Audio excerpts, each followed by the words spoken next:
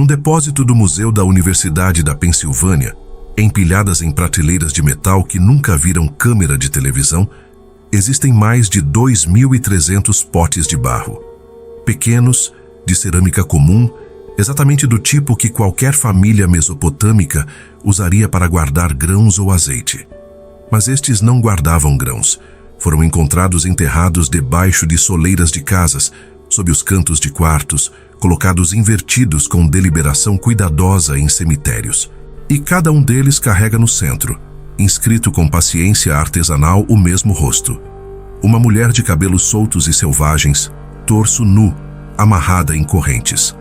Ao redor dela, em espiral apertada, palavras em aramaico que giram e giram até não sobrar mais espaço para uma única letra adicional.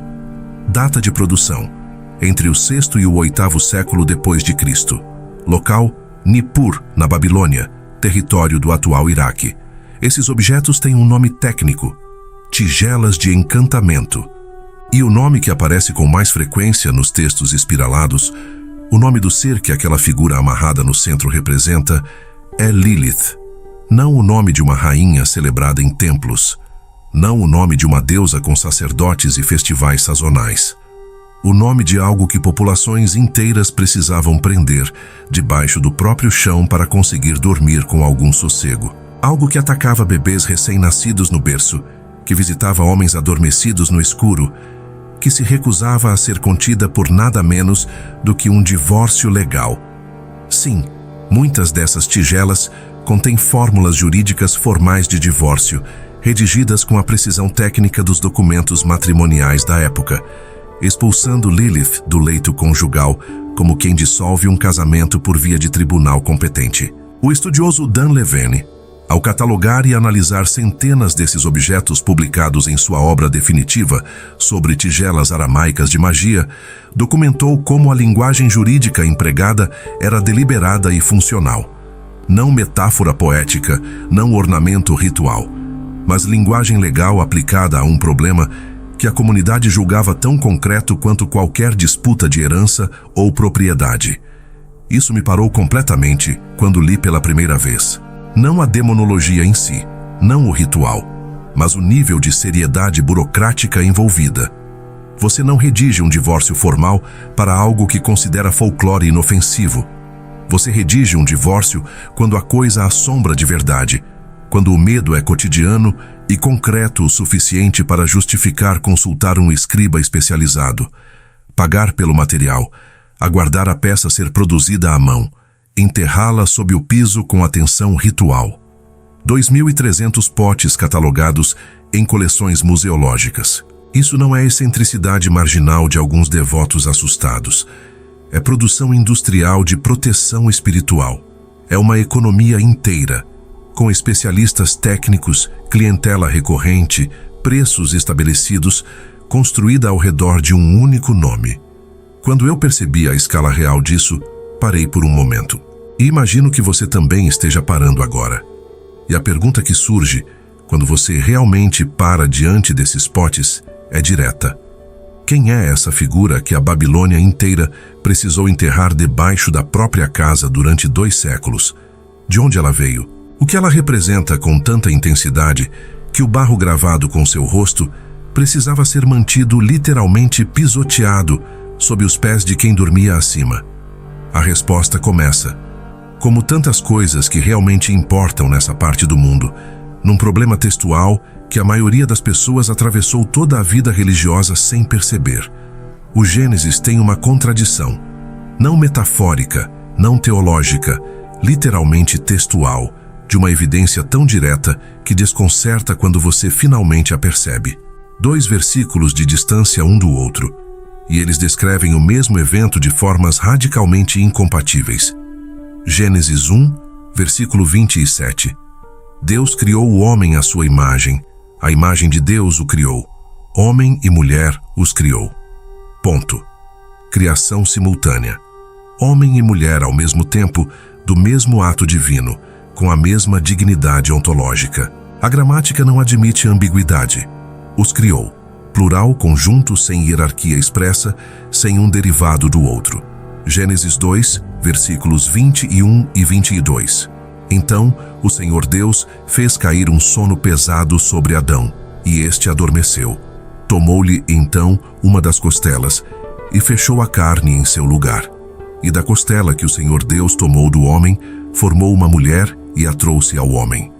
Duas narrativas, dois momentos distintos, dois processos de criação radicalmente diferentes, um simultâneo e igualitário, o outro sequencial e derivado.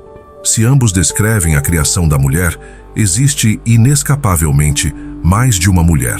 A primeira, criada com Adão da mesma substância primordial. A segunda, criada da costela do homem, portanto secundária por definição estrutural.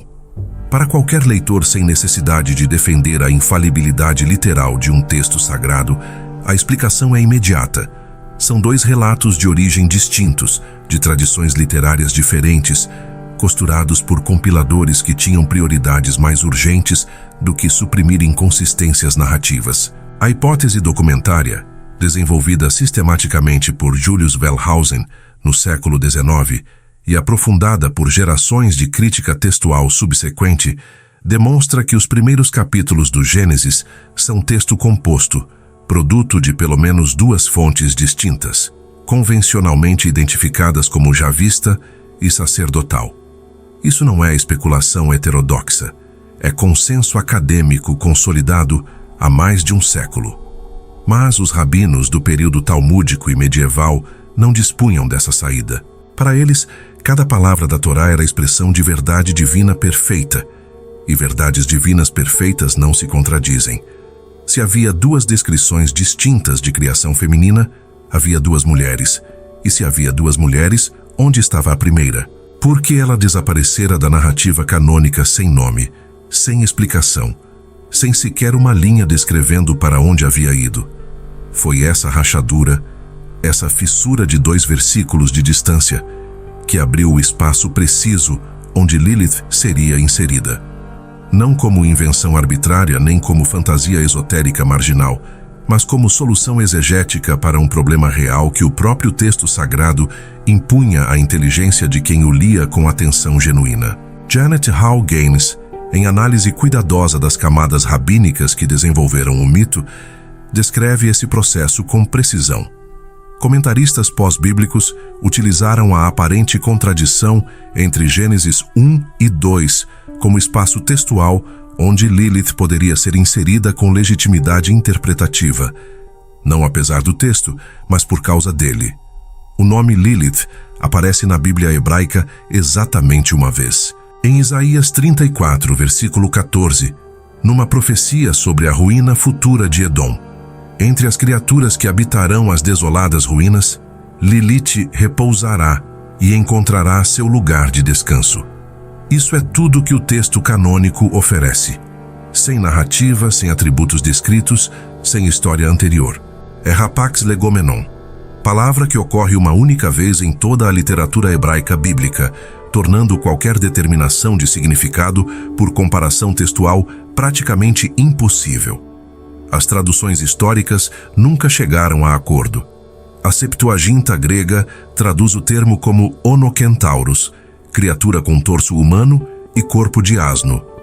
A Vulgata latina usa Lamia, nome de monstro feminino greco-romano.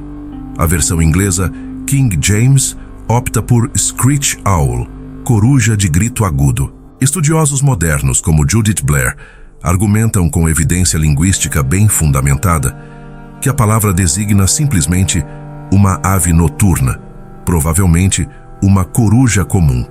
Uma palavra, um versículo, uma ave que talvez não seja nem demônio. E sobre esse único ponto de apoio textual, somado à fissura irresolvida de Gênesis, uma tradição inteira foi erguida ao longo de séculos. Tradição que produziria aqueles 2.300 potes de Nippur, os amuletos que mães judias ortodoxas ainda penduram em berços de recém-nascidos em Jerusalém neste ano, e um dos mitos mais duradouros e culturalmente fecundos que a imaginação religiosa humana já gerou. É raro que tanto nasça de tão pouco. Meu nome é Leandro e você está no Liberdade Espiritual, um canal dedicado a desenterrar o que o tempo preferiu manter enterrado. O que torna a história genuinamente perturbadora não é o conteúdo desses textos, é o que a existência deles revela sobre o tipo de perigo que aquela figura encarnava. E para quem esse perigo precisava, com tanta urgência e tanta seriedade burocrática, ser contido. Antes de existir um mito de Lilith como indivíduo singular, antes de existir o nome e a narrativa, o demônio com identidade própria, existia uma classe inteira de criaturas que os mesopotâmicos chamavam coletivamente de Lilu, Lilitu e Ardat Lili. E a diferença entre o plural e o singular é tudo que importa para entender como esse mito nasceu. Na cosmologia mesopotâmica, suméria e acádia, Lilu designava espíritos liminares, seres que habitavam os espaços não domesticados entre o mundo dos vivos e o território do caos, desertos, ruínas, margens de rios, encruzilhadas noturnas.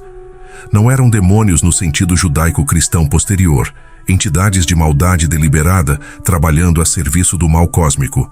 Eram forças de desordem, criaturas que existiam fora das estruturas que a civilização construía para conter o imprevisível. A Lilitu Acádia, em particular, era descrita como espírito feminino que vagava pela noite atacando o que as sociedades antigas mais valorizavam: mulheres grávidas, bebês recém-nascidos, jovens homens em seu vigor. Textos cuneiformes a descrevem como noiva perpétua, criatura que nunca completou o rito matrimonial que a integraria à ordem social e que, portanto, existia em estado de incompletude permanente, projetando essa disfunção sobre a fertilidade e a procriação dos outros.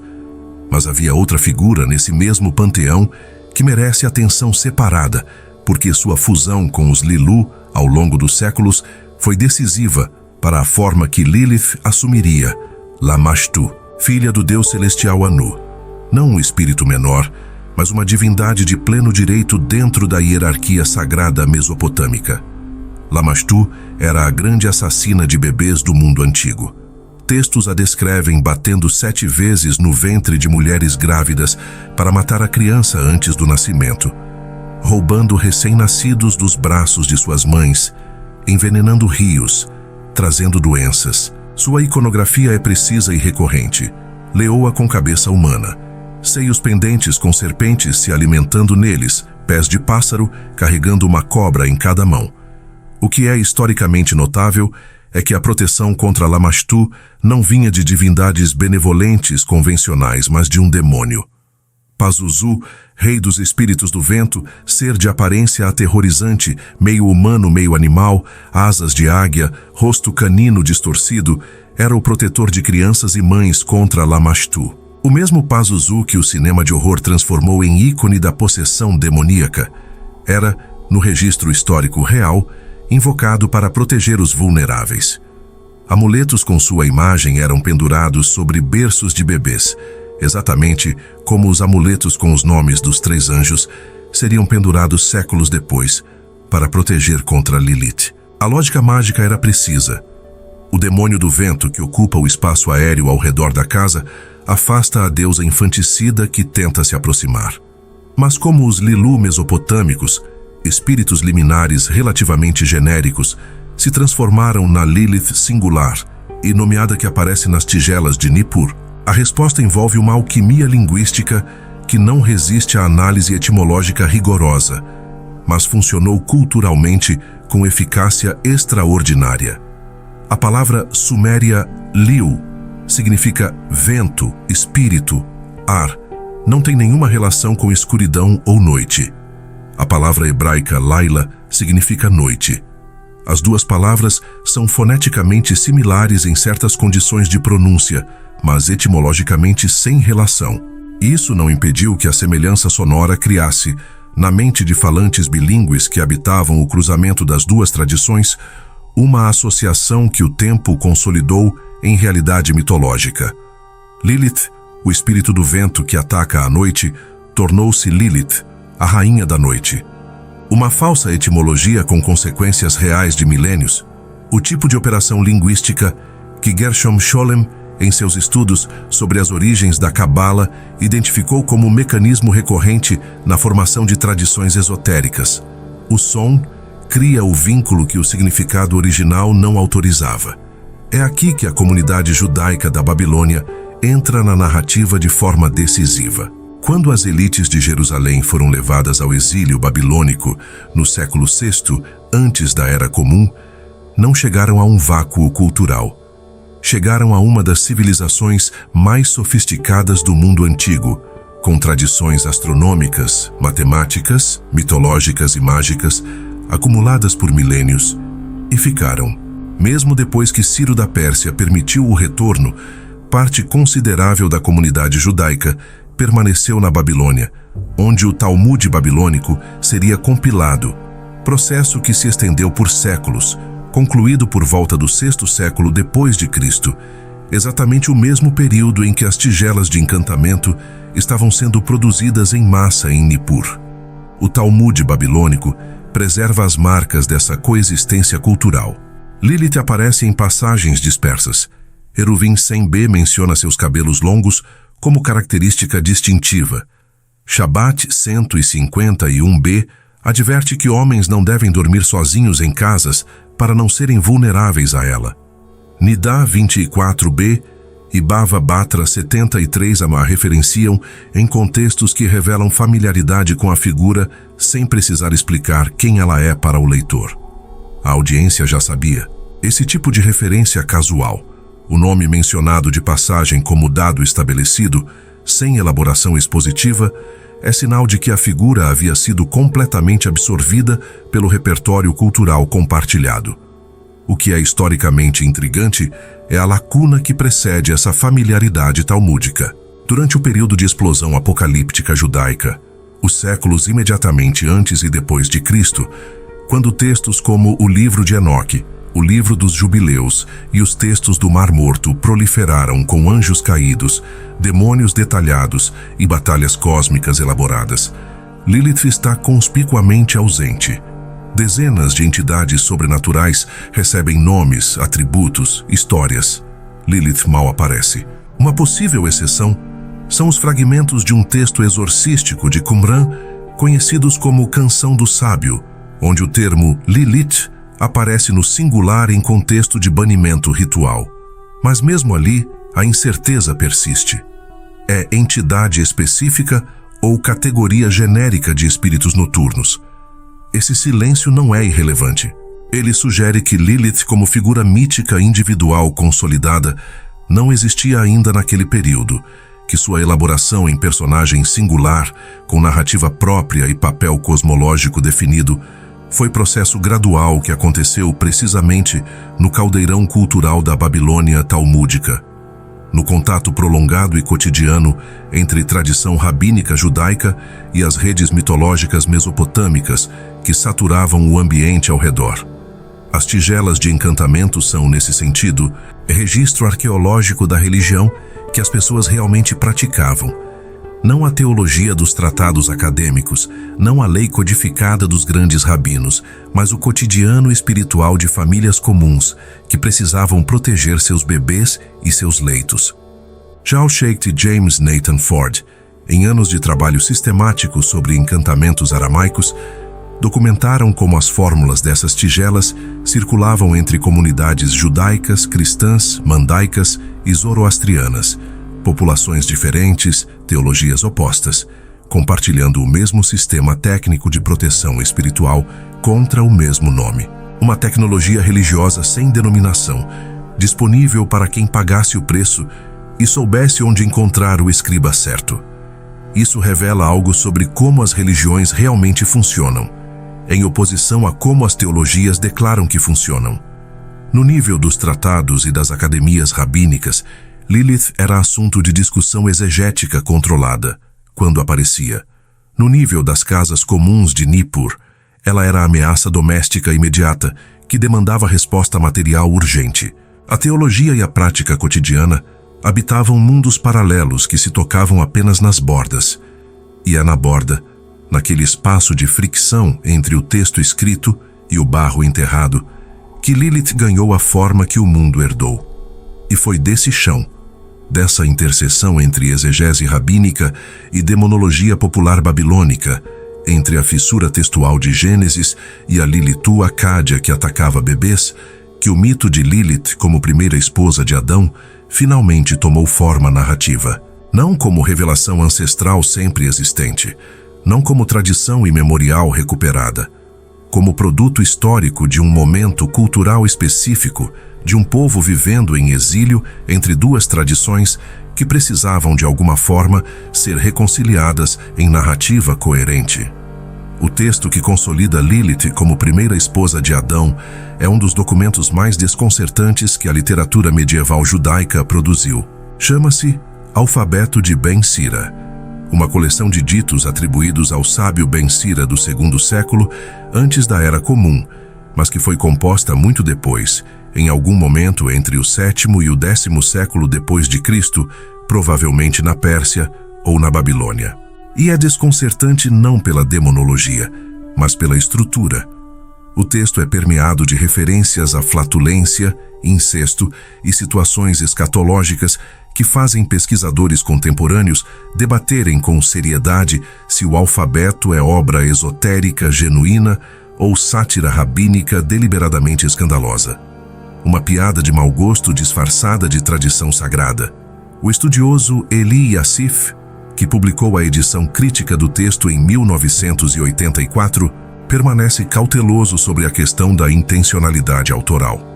Outros acadêmicos argumentam que elementos aparentemente cômicos eram comuns em literatura da época e não invalidam o conteúdo teológico.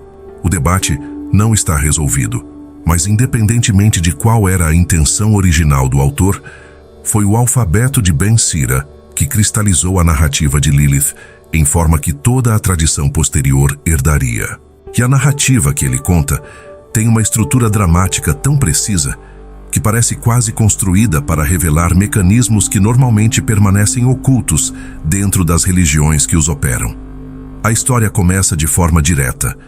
Quando Deus criou Adão e reconheceu que não era bom que o homem estivesse só, não foi a costela do homem adormecido que recorreu primeiro. Criou uma mulher do mesmo material de que havia feito Adão, do barro da terra, do mesmo solo vermelho, da mesma substância primordial, e a chamou Lilith. O texto não deixa dúvidas. A mesma matéria, o mesmo processo criativo, a mesma origem. Nenhuma distinção de substância que pudesse justificar distinção de posição. O conflito começa imediatamente, e começa especificamente no leito. Lilith exige estar por cima durante a relação sexual. Adão recusa. A disputa não tem mediação. É confronto direto sobre quem deve ocupar qual posição literalmente no ato mais íntimo que dois seres podem compartilhar. E aqui é necessário parar e entender o peso cultural da disputa, porque leitores contemporâneos tendem a minimizá-la como questão de preferência pessoal, quando ela era, naquele contexto cultural específico, declaração política explícita de uma clareza que nenhum interlocutor contemporâneo poderia alegar não compreender. Em culturas mediterrâneas e do Oriente Próximo Antigo, a posição sexual superior não era detalhe erótico neutro, era expressão corporal de status social e poder. Textos médicos e legais do período, analisados com precisão por historiadores da sexualidade antiga, como Bernadette Bruton, discutem isso diretamente. A posição superior durante o intercurso correspondia na gramática cultural daquelas sociedades à dominação, controle e hierarquia reconhecida. Quando Lilith exige estar por cima, ela não está expressando preferência pessoal. Está afirmando com o corpo um princípio filosófico. Se ambos foram criados do mesmo barro, nenhuma hierarquia entre eles é natural. Qualquer subordinação é construída, imposta e legítima por princípio. A resposta de Adão é igualmente reveladora em sua precisão. Ele não negocia, não propõe alternância, não considera a argumentação apresentada, recusa categoricamente com justificativa que o texto torna explícita. Lilith deve ficar por baixo porque ele é superior. A questão não é preferência sexual. É manutenção de uma ordem que precisa ser defendida contra o argumento racional que Lilith apresenta, porque esse argumento não pode ser respondido racionalmente sem conceder o que a recusa estava protegendo. E Lilith apresenta esse argumento com precisão filosófica notável. Diz ao marido: somos iguais um ao outro, pois ambos fomos criados da terra. É uma declaração de igualdade ontológica, uma afirmação de que o ser que você é determina o que você merece, e se a substância de origem é idêntica, nenhuma hierarquia de tratamento pode ser justificada pela natureza das coisas. A enciclopédia judaica caracteriza esse momento como o primeiro debate sobre igualdade de gênero preservado na tradição textual judaica. Que ele tenha sido preservado na boca de uma demônia não é ironia acidental. É o tipo de detalhe que, uma vez que você vê, transforma a leitura de toda a narrativa que vem antes e depois. Quando viu que não prevaleceria, Lilith fez algo que nenhuma outra figura do Gênesis faz. Pronunciou o nome. O Shem HaMeforash, as 72 letras do nome inefável de Deus, derivadas da combinação de 3 versículos do Êxodo, o nome cuja enunciação completa e correta confere ao falante acesso a poder que transcende qualquer autoridade criada. Pronunciou o nome e voou para o ar. Os rabinos que leram esse episódio ficaram perturbados por uma razão específica que vai além da rebelião em si. Lilith sabe o nome.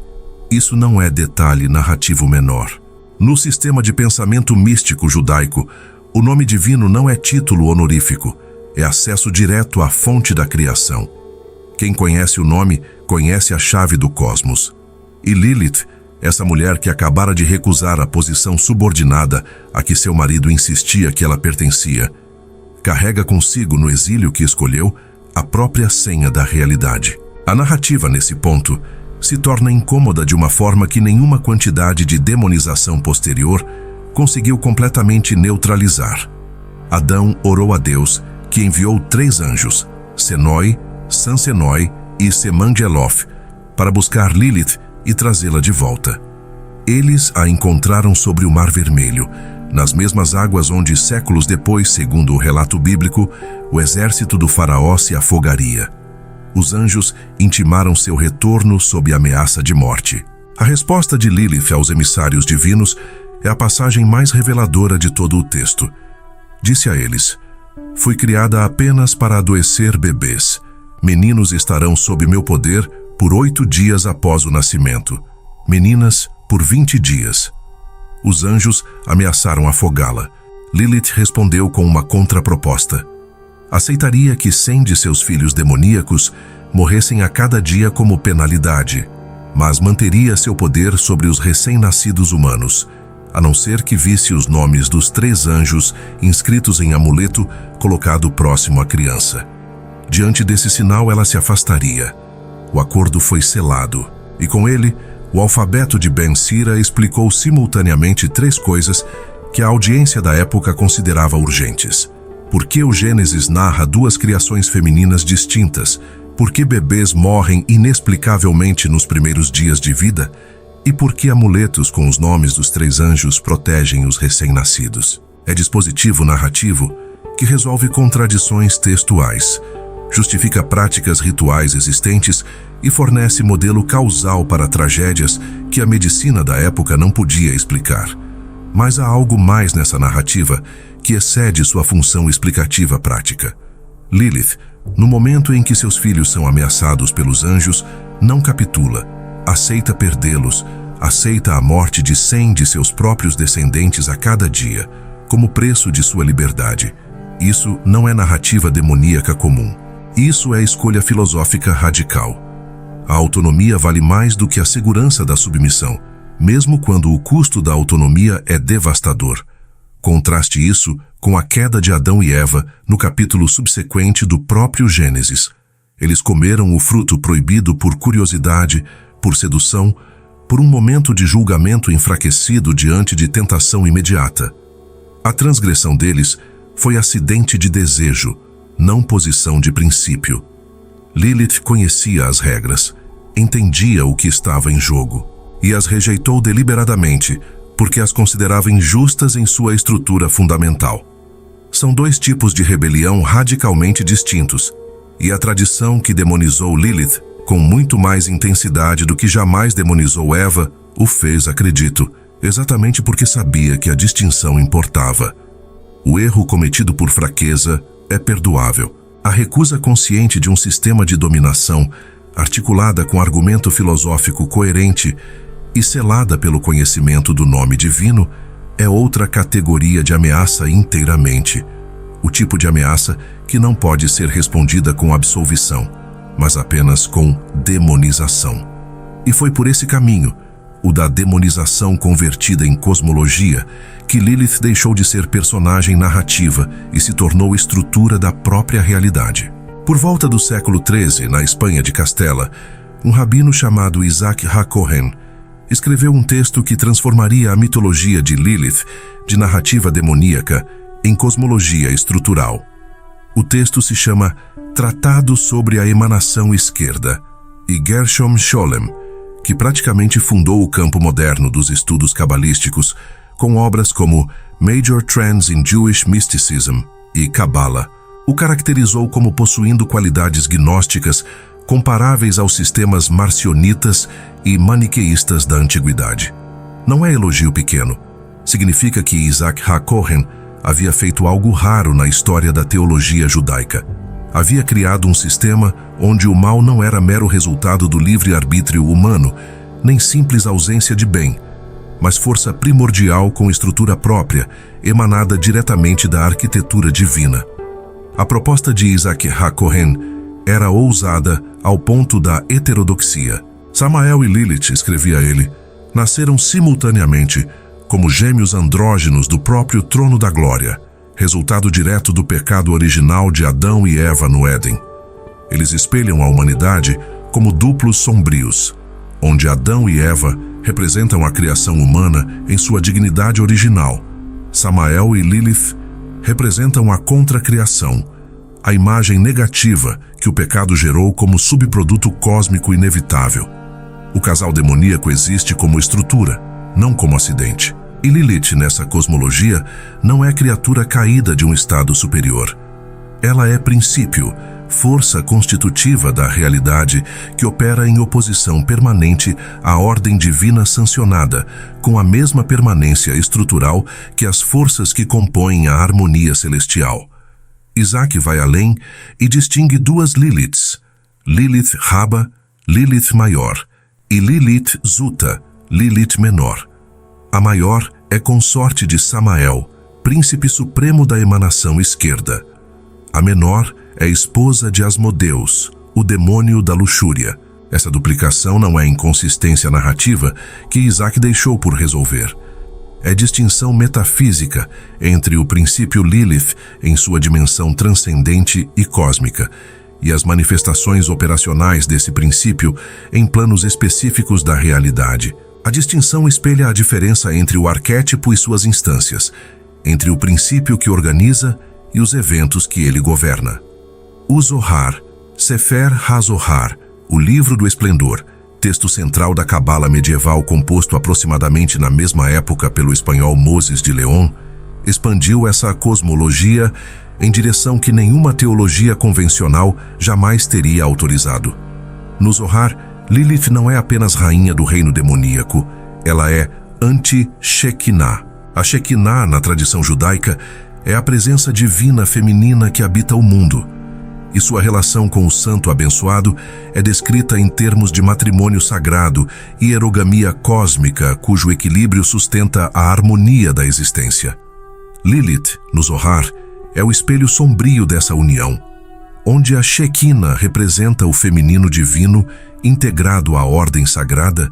Lilith representa o feminino divino que se recusou a essa integração e permanece fora, no Sitra Achra, literalmente o outro lado. E então o Zohar afirma algo perturbador mesmo para os cabalistas que o liam. Durante o exílio de Israel, enquanto o povo judeu estivesse disperso, perseguido, apartado de sua terra, a Shekinah estaria separada do santo abençoado.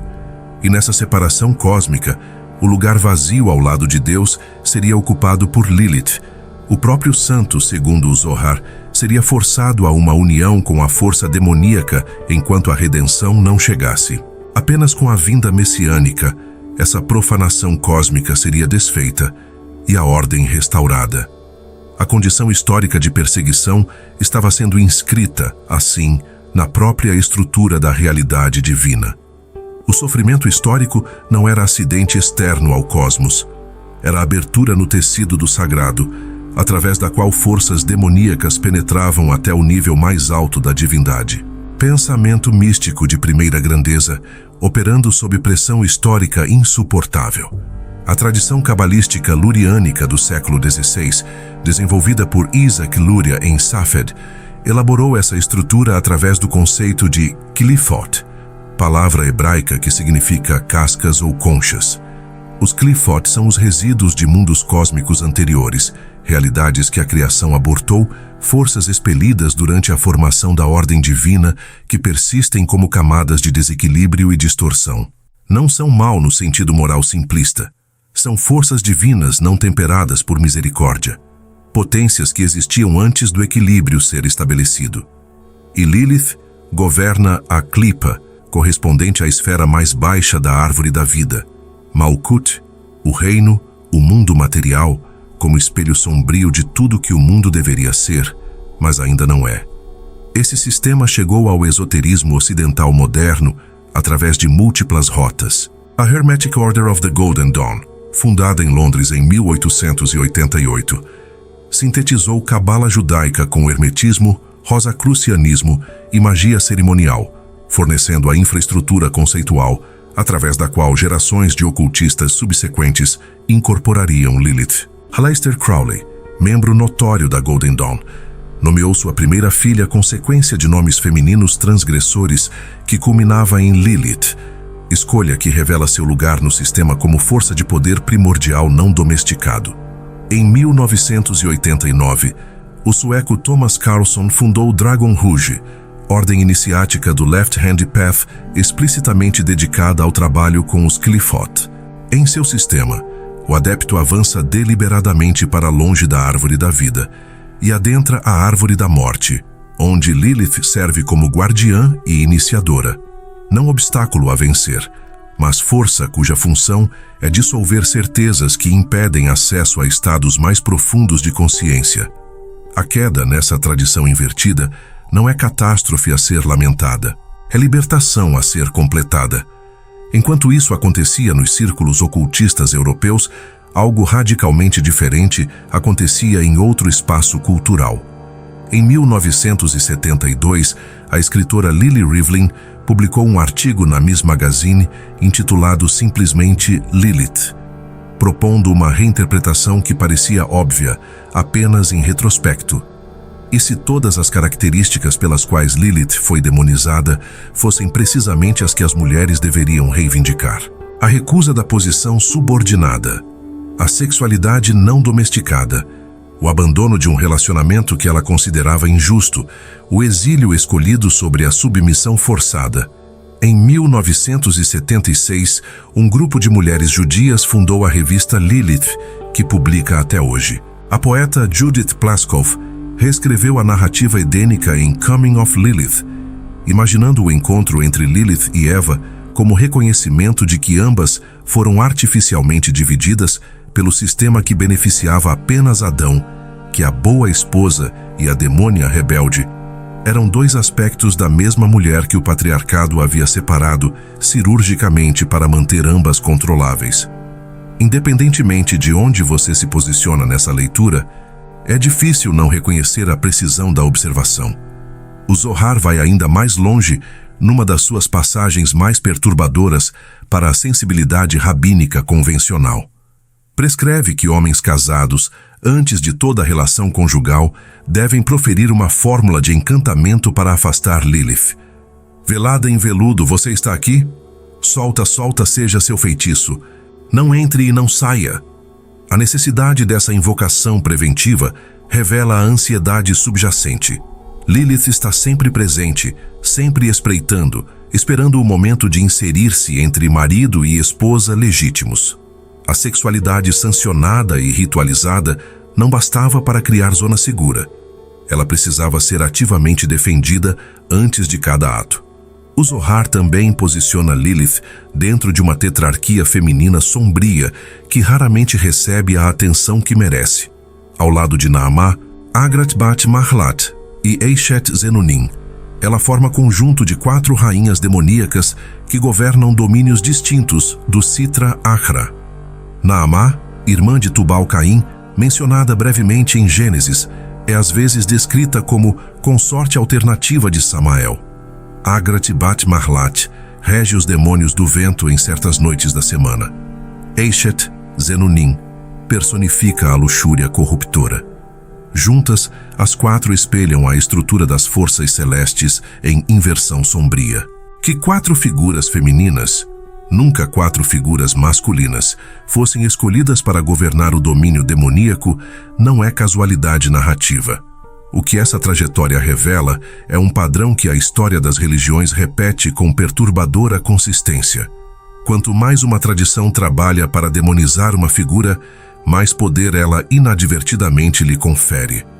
Lilith começou como fissura exegética, tornou-se rainha do reino demoníaco, tornou-se princípio cósmico constitutivo da realidade, tornou-se guia iniciática, tornou-se ícone de emancipação. Cada tentativa de contê-la produziu elaboração adicional que a tornava maior, mais complexa, mais irredutível ao simples papel de vilã que a narrativa original havia tentado impor. A demonização extrema produz quase invariavelmente deificação invertida.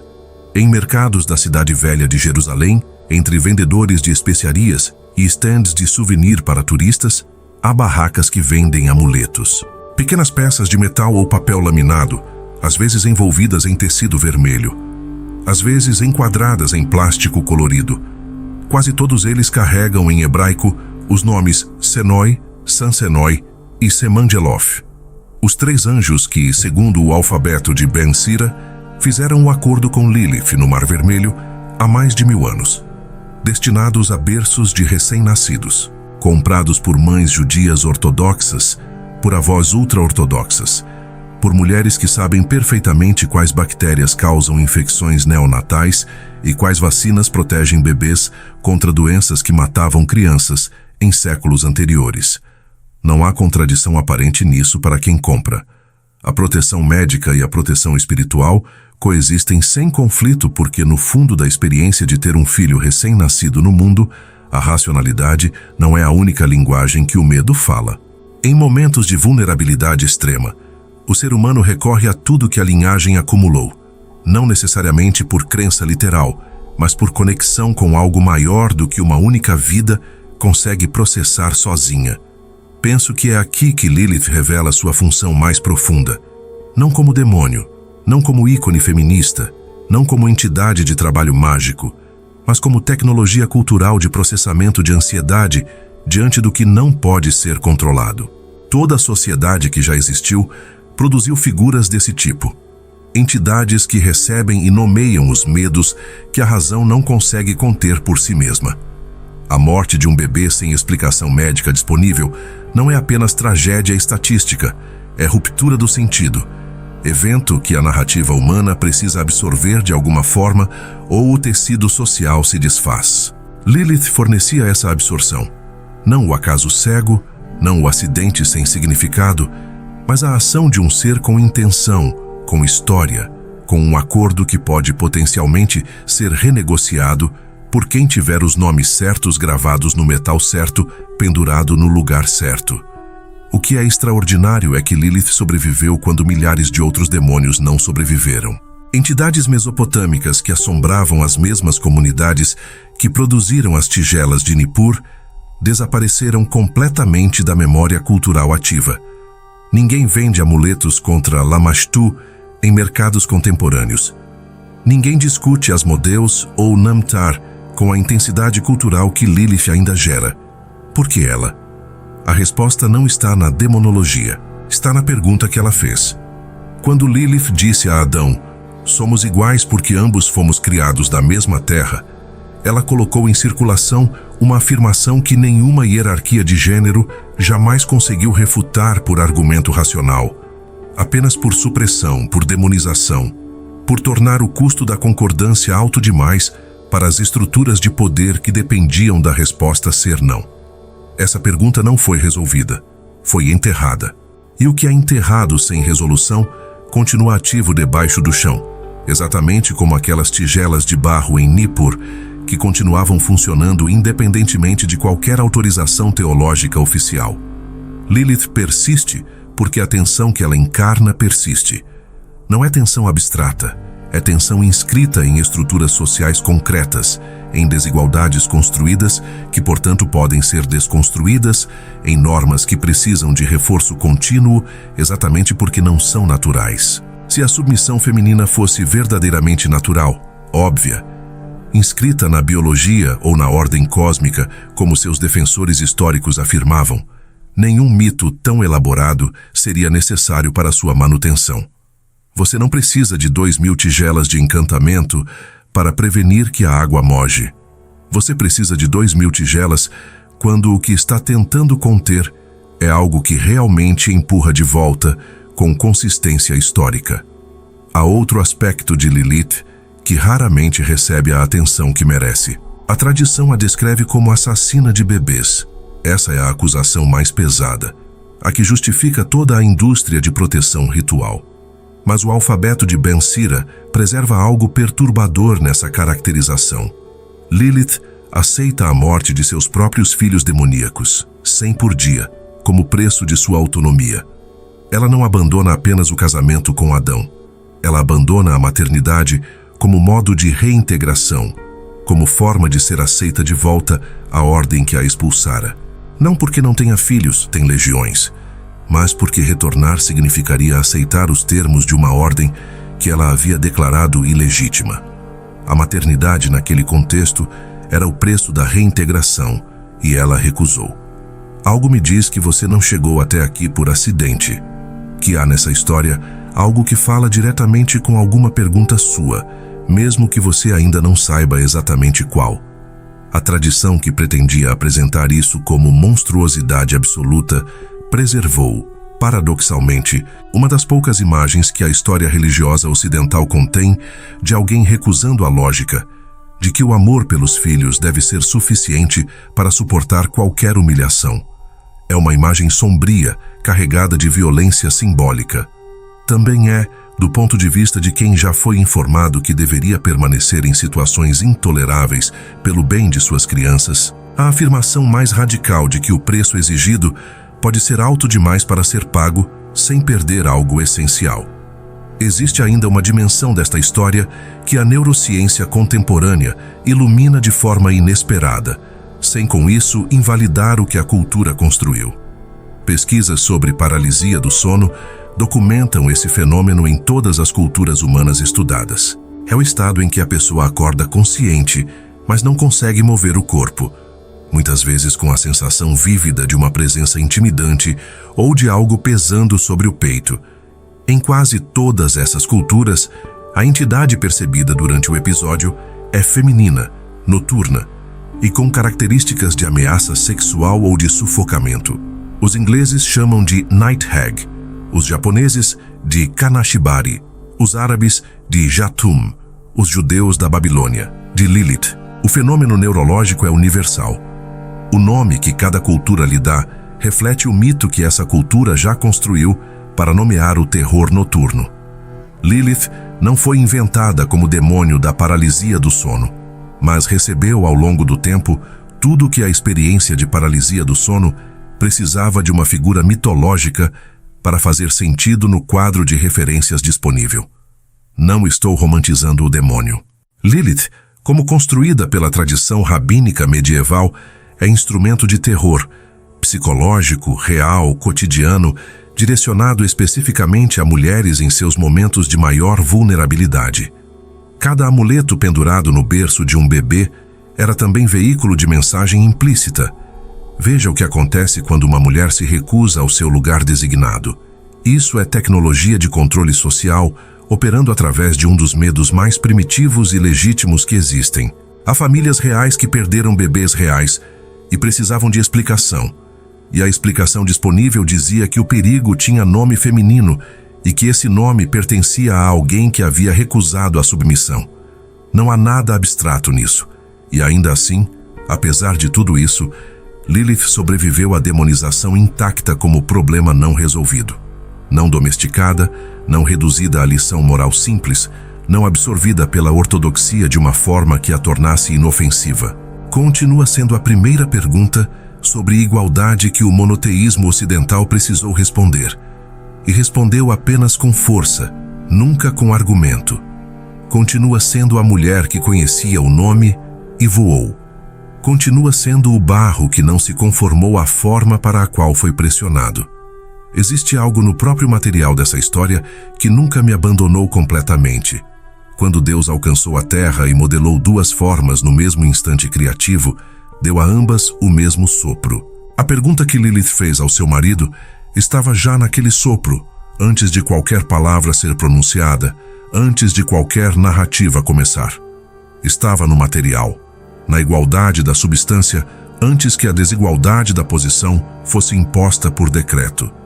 E toda a teologia, todo o direito matrimonial, toda a demonologia dos milênios seguintes foi, em algum nível, uma tentativa de responder a essa pergunta sem nunca precisar admitir que ela existia.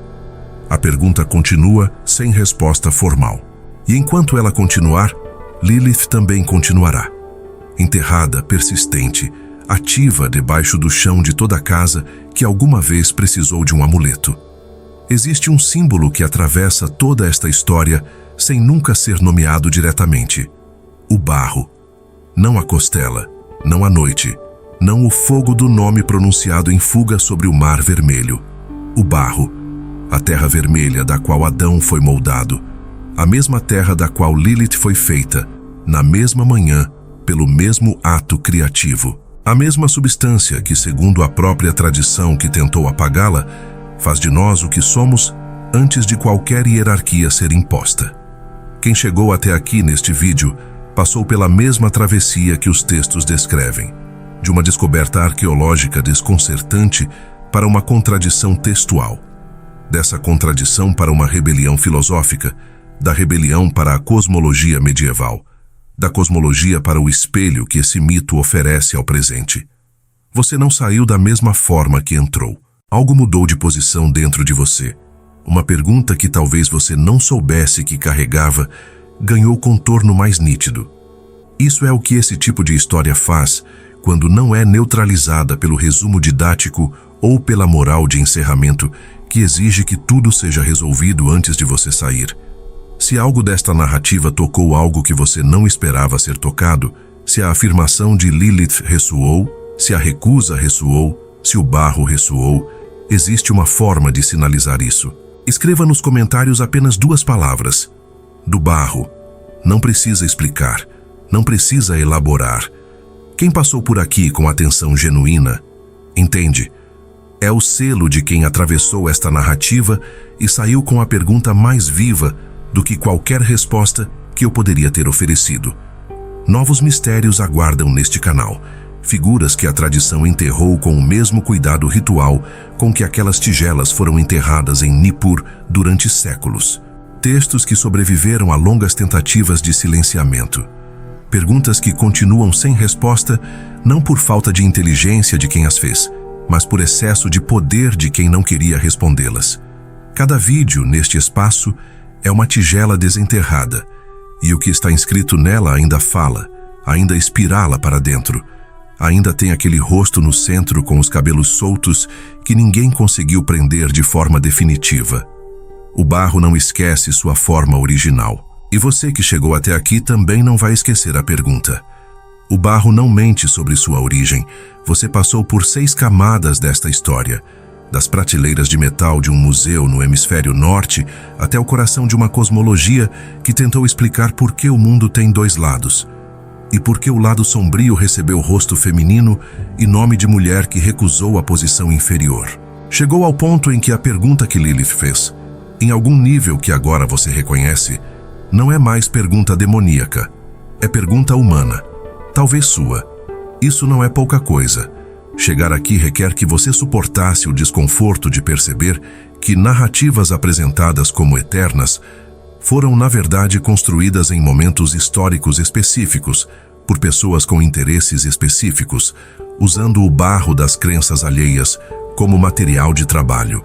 E que esse trabalho, sob formas diferentes, continua. Quero te agradecer genuinamente por ter ficado até aqui. Cada vez que você assiste até o fim, comenta, compartilha ou deixa um like, está dizendo que esse tipo de investigação importa, que vale a pena desenterrar o que foi enterrado com cuidado ritual exatamente para não ser encontrado. Esse sinal me diz para continuar escavando. Não é exagero dizer que cada interação dessas determina se o próximo vídeo acontece. Se você ainda não se inscreveu neste canal, faça isso agora, não como favor, como garantia de que a próxima descoberta chegue até você antes que você precise procurar por ela no escuro. Você faz parte de algo aqui, uma comunidade de pessoas que se recusa a aceitar que a versão simplificada das histórias que moldaram nossa civilização seja a única versão disponível. Guardiões, talvez seja a palavra, de perguntas que outros preferiram enterrar debaixo do chão. 2 vídeos vão aparecer agora na tela. Um aprofunda algo que passou por este vídeo como sombra, uma dimensão que mencionei, mas não pude desenvolver completamente, e que transforma o que você acabou de ouvir quando você a vê por inteiro. O outro revela algo que não guarda relação óbvia com este tema, mas quando você assistir, vai entender por que precisava aparecer depois deste. Eu, Leandro e toda a equipe do Liberdade Espiritual agradecemos por sua presença nesta travessia. E uma última coisa para levar contigo: o barro que te formou foi o mesmo barro da pergunta: o que você vai fazer com essa igualdade?